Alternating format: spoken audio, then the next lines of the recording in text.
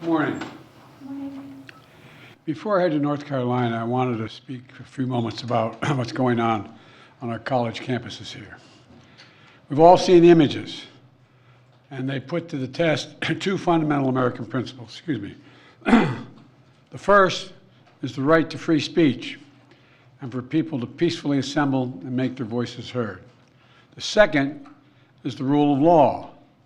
Both must be upheld. We are not an authoritarian nation where we silence people or squash dissent. The American people are heard. In fact, peaceful protest is in the best tradition of how Americans respond to consequential issues. But, neither are we a lawless country. We are a civil society, and order must prevail. Throughout our history, we've often faced moments like this because we are a big, diverse, free-thinking, and freedom-loving nation. In moments like this, there are always those who rush in to score political points. But this isn't a moment for politics. It's a moment for clarity.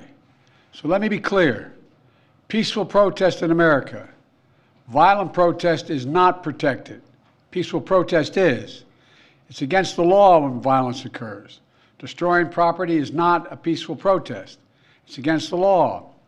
Vandalism, trespassing, breaking windows, shutting down campuses, forcing the cancellation of classes and graduations. None of this is a peaceful protest. Threatening people, intimidating people, instilling fear in people is not a peaceful protest. It's against the law. Dissent is essential to democracy, but dissent must never lead to disorder or to denying the rights of others so students can finish the semester and their college education.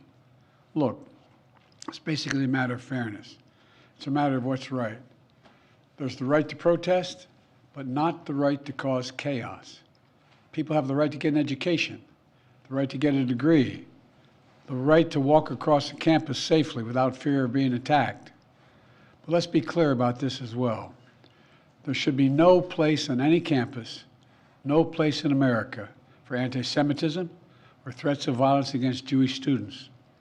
There is no place for hate speech or violence of any kind, whether it's anti-Semitism, Islamophobia, or discrimination against Arab Americans or Palestinian Americans. It's simply wrong. There's no place for racism in America. It's all wrong. It's un-American.